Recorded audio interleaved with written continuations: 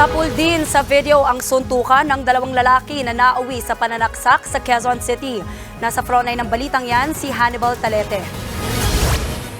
Sa kuha ng CCTV sa kanto ng K7 Street sa Barangay West, Camias, Quezon City, biglang sumulpot ang dalawang lalaking ito. Ilang saglit pa, naghabulan ang dalawa. At nang magpang-abot, pinagsusuntok ng lalaking nakaitim na jacket ang isa pang nakadilaw na damit. Sa isa pang kuha ng CCTV, nagkahabulan ulit ang dalawa. Nang magpang-abot uli, dito na binanata ng naka-jacket ang nakadilaw. Nahinto lang ito nang may umawat sa kanila. Dito na naglakad palayo ang naka-jacket. Makikita naman ang pagresponde ng mga pulis, barangay at ng ambulansya para isugod sa pagamutan ng naiwang lalaki. Nagtamo ng mga sugat sa likod ng ulo at magkabilang braso ang lalaki. Base sa investigasyon, lumalabas na nagkainitan ng dalawa sa isang convenience store. Apparently, bigla na lang pong dumating po yung suspect natin.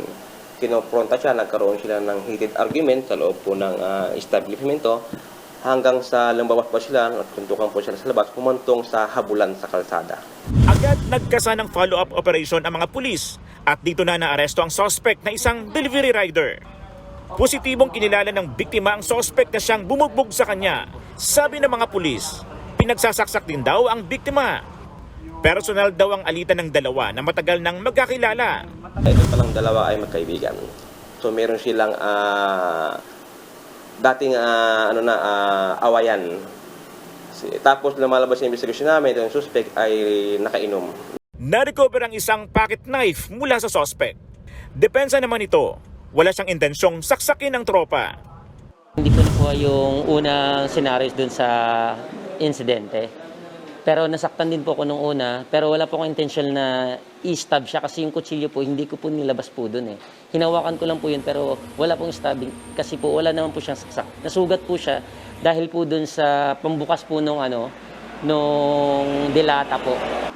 Tumanggi rin siyang tukuyin kung ano ang naging ugat ng kanilang alitan. Bago po kasi yan, nung nag-inom kami last time, meron kaming hindi pagkakaintindihan.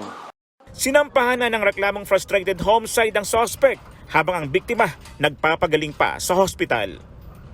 Nagbabalita mula sa frontline, Hannibal Talete, News 5. Mga kapatid, Jess De Los Santos po, huwag magpauli sa mga umaaksyong balita at napapanahong issue sa bansa.